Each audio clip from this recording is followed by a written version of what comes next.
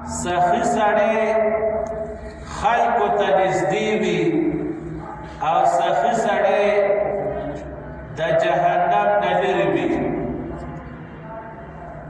د بخیل په باره کې ویلې شوي دي البخیل بعید من الله، بخیل سړی د الله پاک نه لرې وي.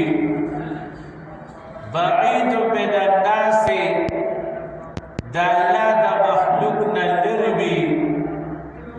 وبعید من الجنة، د جنت نه لرې وي. وقریب الی النار، او جهنم ته ورقریب وي. حضور علیه الصلاة والسلام د سخاوت او د بخل یو عجیبه مثال سره وضاحت کړی دی. د سخاوت ونه په جنت کې ښخه ده او د هغې څرانګې دې ټولې دنیا ته راخورې دي، او د بخل ونې د هغې جړې په جهنم کې ښخې دي او څرانګې دې دنیا ته خورې دي. نو څوک چې د سخاوت څرانګو ته لاس ور اچوي هغه به الله پاک جنت ته وررسوي. څوک چې د بخل څرانګو ته لاس ور اچوي نو د بخل د ونې جړې په جهنم کې دي، هغه جهنم ته وررسېږي. د عربۍ یو مشهوره مقوله ده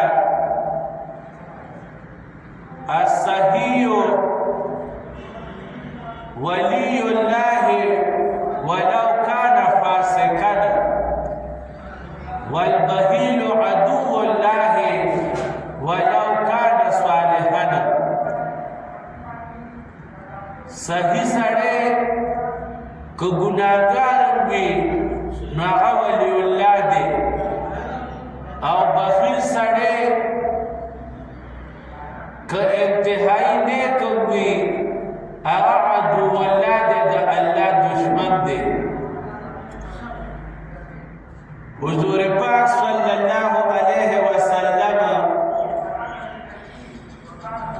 په یو حدیث پاک کې فرمایلی دي چې دوه صفات داسې دي چې دا دوه صفات په عبد مؤمن کې نشي جمع کېدی.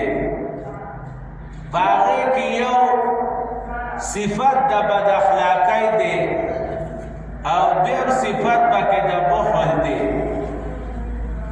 نو